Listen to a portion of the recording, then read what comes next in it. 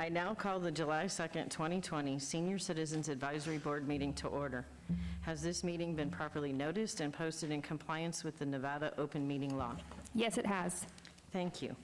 Would the Deputy City Clerk call the roll, please? Chair O'Rear Cameron, Present. Vice Chair Weinstein Hall, Present, sorry. Member Padaretu, Present. Member Perazzo, excused, Member Galati, excused, Member Mosdeen, Member Bienenstein, Present.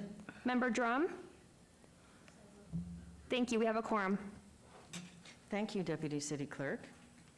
Item number 3, public comment. Comment during this portion of the agenda must be limited to matters on the agenda for action. If you wish to be heard, come forward and give your name for the record. The amount of discussion, as well as the amount of time any single speaker is allowed, may be limited. Do we have public comment at this time? Thank you. Please state your name for the record. Can I take my mask? Oh, I guess you guys can hear me. Just so you see my face. Thank you. Yes, my name is Sherry Alexander. I am the coordinator at the Durfelt Senior Center, which is located at Lorenzi in Ward 5. I just recently took over the position, and I know currently that the facilities are closed because of the vulnerable population, but I'd like to offer my phone number, and I'd like to have feedback from anyone on what you think would be, good programming. Are you hearing stuff from your constituents as far as programs that they would like to see in that area? I would really appreciate it, because we're programming right now for November and December. But if there are things that we can do, like in the park, out in the public, things like that, we would be interested in that, okay? It's Sherry Alexander, and my cell number is 702-497-3988. And currently I'm here on reassignment to Human Resources as a greeter, but I'll be able to answer my cell phone. Okay? Perfect. Thank you. All right, thank you so much. Thank you. We appreciate that and all you're doing. Thank you. Do we have any other public comment at this time? Deanne, can I ask Sherry a question? Yes. I'm sorry. Make sure you Sherry- state your name. Oh, thank you. Member Mosdeen, pleasure to meet you, Sherry. I'm in Ward 6, where one of the senior centers is at the Y. Yep, Centennial. Yes, in Centennial, yes, thank you. And one of the things that has come up in a past meeting that we had with seniors there was that very often different senior centers have similar programs, which is great because people sometimes can't get to their local one and having it posted.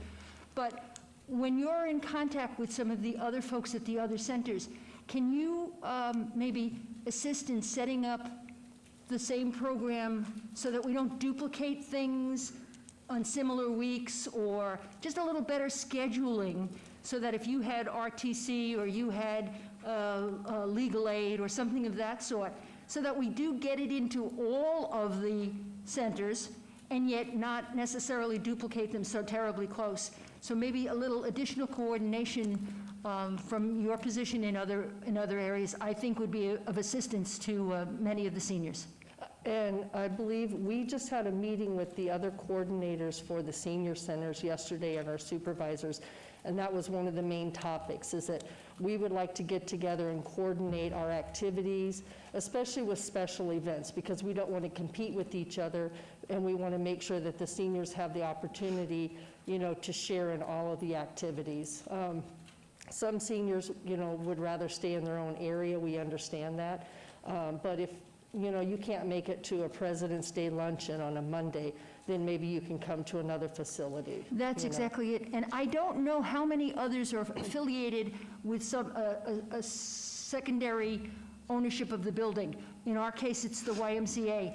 And they do their own programs. And we kind of tripped over each other with the same program. Or should we, is this arranged by our seniors, for our seniors, or is this arranged by the Y and get reservations in? So there was a bit of confusion that didn't really help seniors. They were confused enough, knew they wanted to attend a function, but weren't even sure where they should be sending in an RSVP or how to do that. So again, and I don't know if other senior centers are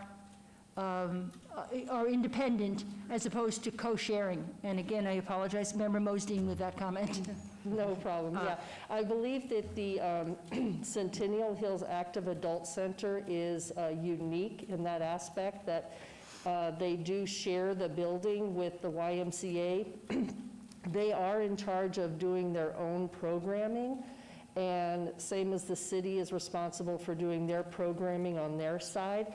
I do believe that they try to coordinate those events or activities so that they're not competing with each other.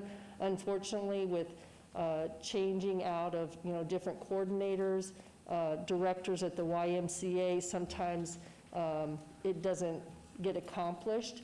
But I believe going forward, I think that's one of their priorities, and I know currently with the new coordinator coming in at the Centennial Hills, that will be one of their priorities, I'm sure, too.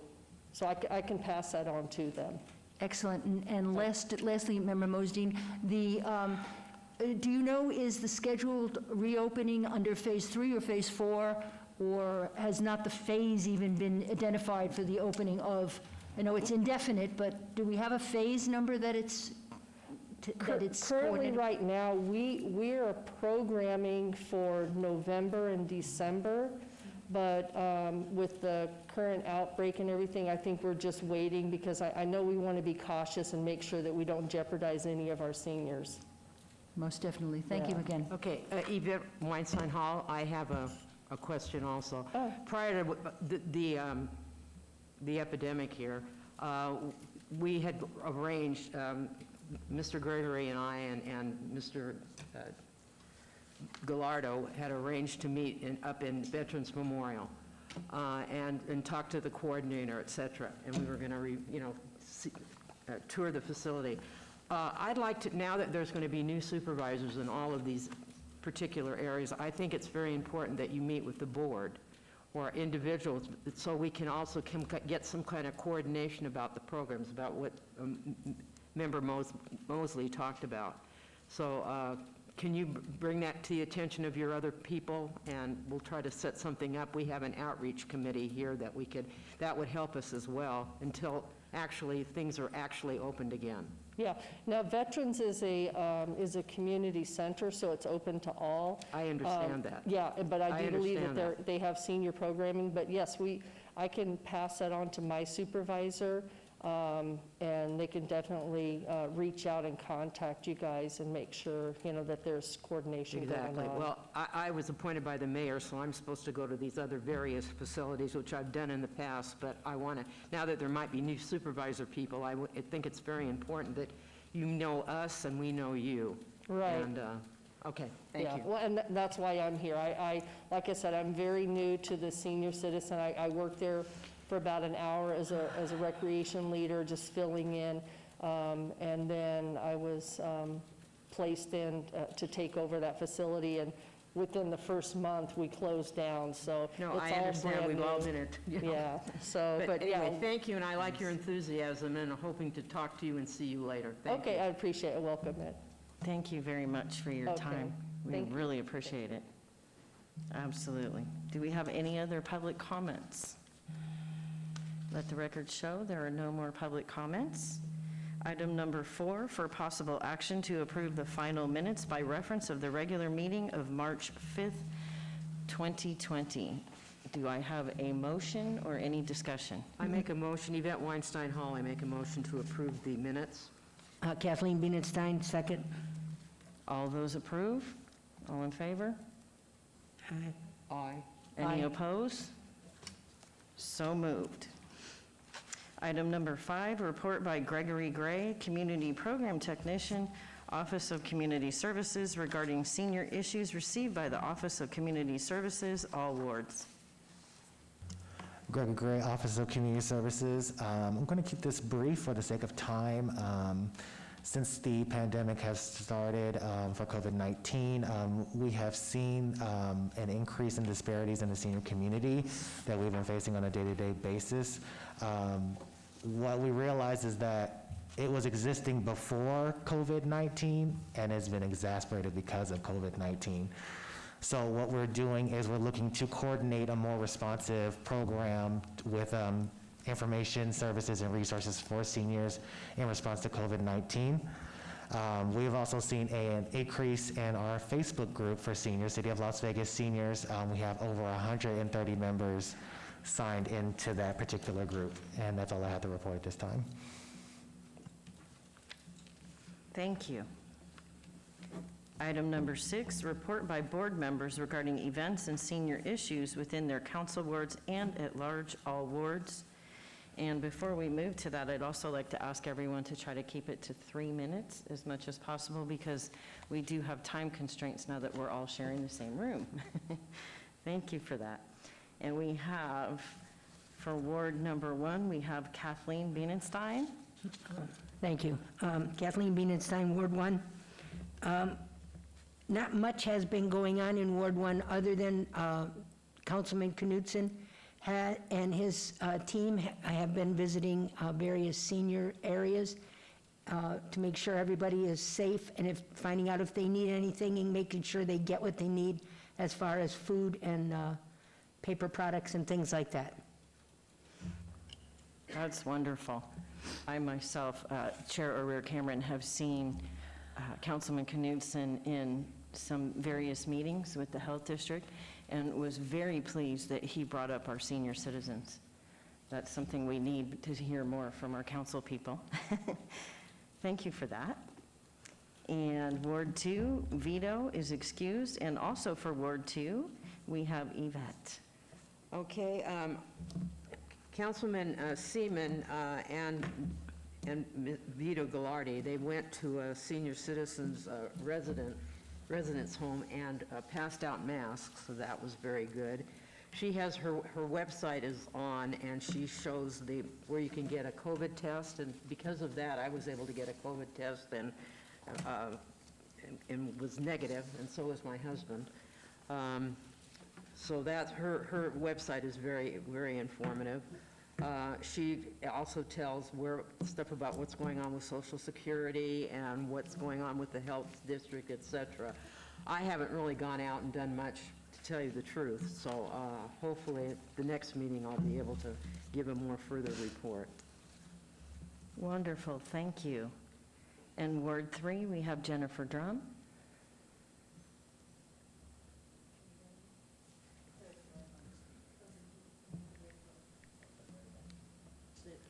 Oh, is it on now? Yep, you're on. Okay, sorry.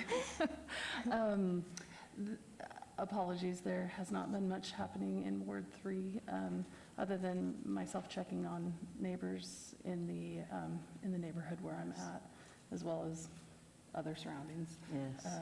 Haven't been doing much. I have a nephew who I can't bring anything home to, so thank you. Thank you, Jennifer. And Ward 4 is myself, Chair O'Rear-Cameron. I have kind of a lengthy report that I will be shortened for the sake of time. First of all, just some of the things that I've been doing. I've been checking on seniors, which is kind of what I already do. So that was pretty easy for me to do so. But I've also been addressing concerns, whether they come through community services or through my ward office or just from the normal course of action of what I do day to day with my seniors. I've delivered food. Sometimes there's just a certain staple that they want. They had fear for going out into long food bank lines or even having anyone come. So you just kind of fill in the need like I know the rest of you have. Also been doing counseling with both seniors and couples, and I've seen the effects firsthand of what this is doing. And as we all know, it's been pretty severe. I've attended a lot of webinars with AARP, the Housing Alliance, Elder Abuse, Crisis De-escalation, and so many more. I'm taking the time while I myself am not working to be able to just learn more how I can serve and what I can do in these, perilous times that we're having. So that's been really good for me, and it also keeps my mind off of everything that's going on. In the beginning stage of the stay-at-home, I actually was helping get masks and test kits, et cetera, to physicians' offices, just simply by connecting dots for people. Not that it's, a business that I'm in, I just wanted to connect dots. So I was trying to find resources, anything I could, just to be of service. Also was encouraging doctors to utilize things like remote patient monitoring, where they can monitor their health from home, so that seniors aren't having to try to go out to the doctor's offices, et cetera, because it is covered by insurance. So just trying to be in there doing whatever I can. Along the way, I've been asking all of my senior and healthcare industry partners their experiences, and so what I am doing is putting together a full report that's going to have so many different community leaders and workers that will be given to community services as well as the board, so that you can hear so many of the situations. Examples are just fatigue, depression, the lack of protection equipment, scared they're going to bring it home to family or to the seniors when they go to work. Not knowing and having so much uncertainty has really, really affected them, both mentally and physically. So it's been no easy task what I'm hearing. Their dining rooms are just now recently letting them actually have social dining. So it's been real interesting. So this report is going to be a real eye-opener for all of us. And I have days where I can hardly sleep because I hear and see all of it. So I'm going to leave it at that for the sake of time right now for my report. And now we have Ward 5, John, who's excused. Ward 6, Caroline. Member Mosteen, thank you very much, Deanne.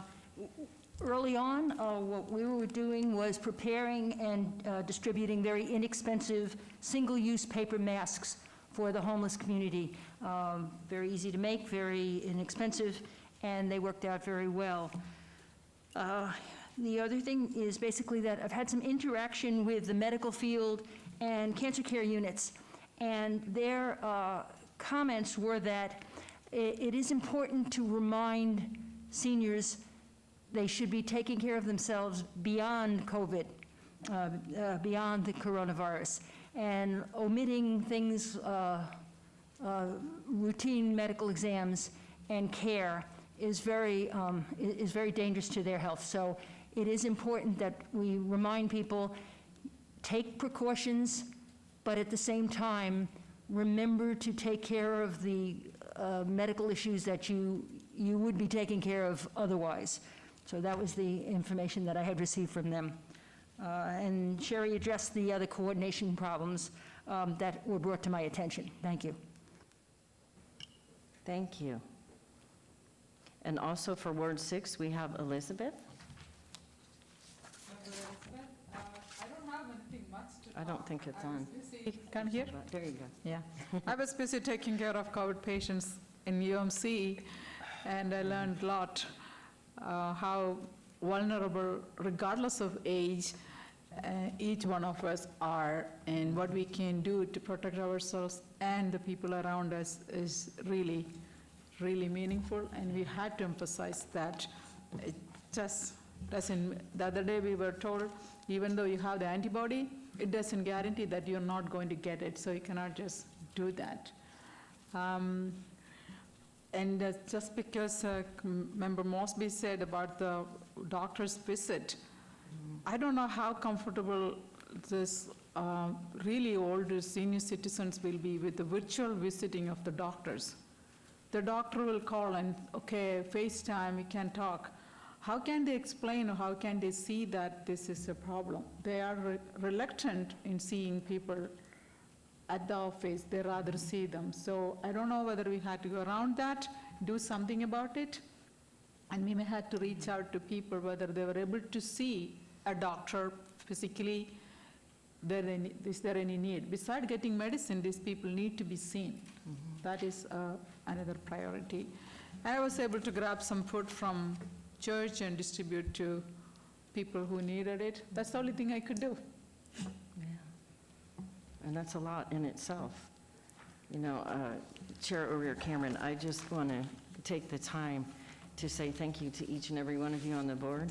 because I've heard several of you at the end of your report just happen to state, that's all I could do. Well, that's more than anyone would, ask for in something like this. And just the fact that each and every one of you are so caring to even do what you can, with just the neighbors around you, that's what it takes. It takes a community, and it takes a community alliance. So just, give yourselves a round of applause on that one, because that's what it takes, that's what we need. And Elizabeth, I can only imagine what you've been seeing. I can only imagine. That's a And I lot. know they've been doing telehealth, they've been coming out with a lot of different mobile doctors, but I agree, without actually physically seeing someone, it's hard to really assess.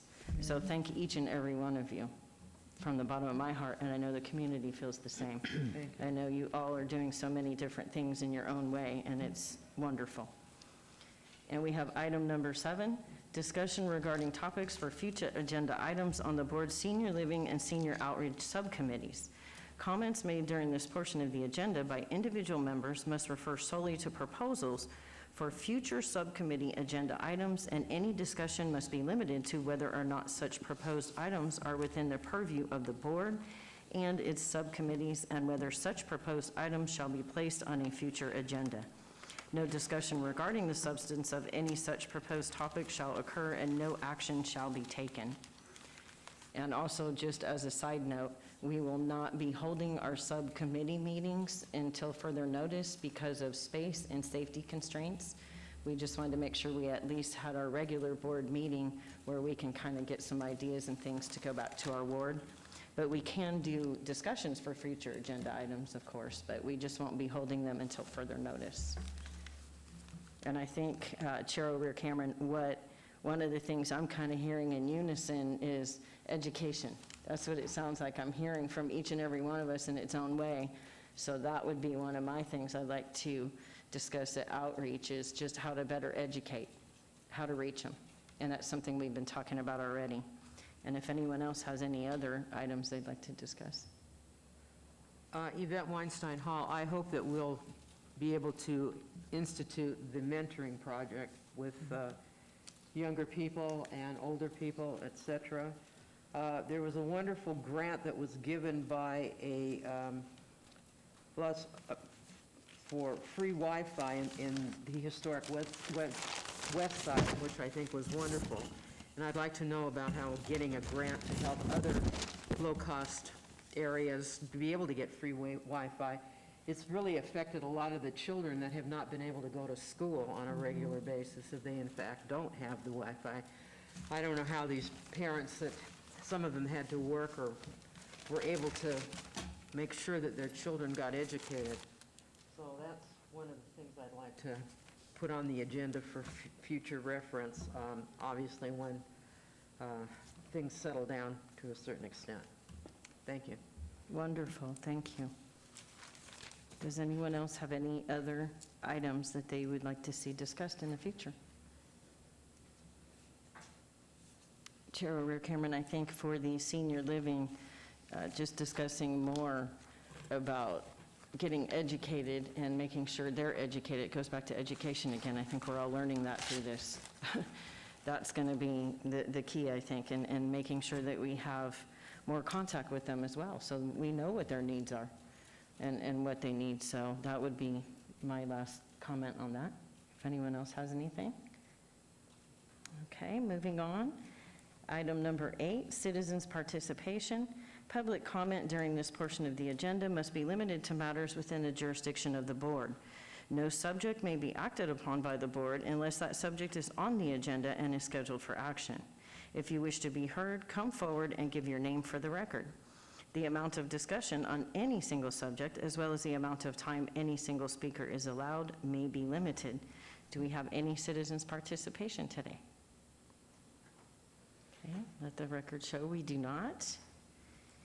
And at this time, the last item on the agenda is our adjournment, but before we adjourn, I would like to make sure that everybody's aware that our next SCAB meeting, Senior Citizens Advisory Board meeting, that is, will be August the 6th at 1 p.m. And we will not have any of our subcommittee meetings at this time until further notice, which we will all get notified, as well as the public will. And we will know what our location is at that time, too, because like everything, it's kind of fluid right now. So on that note, we are adjourned.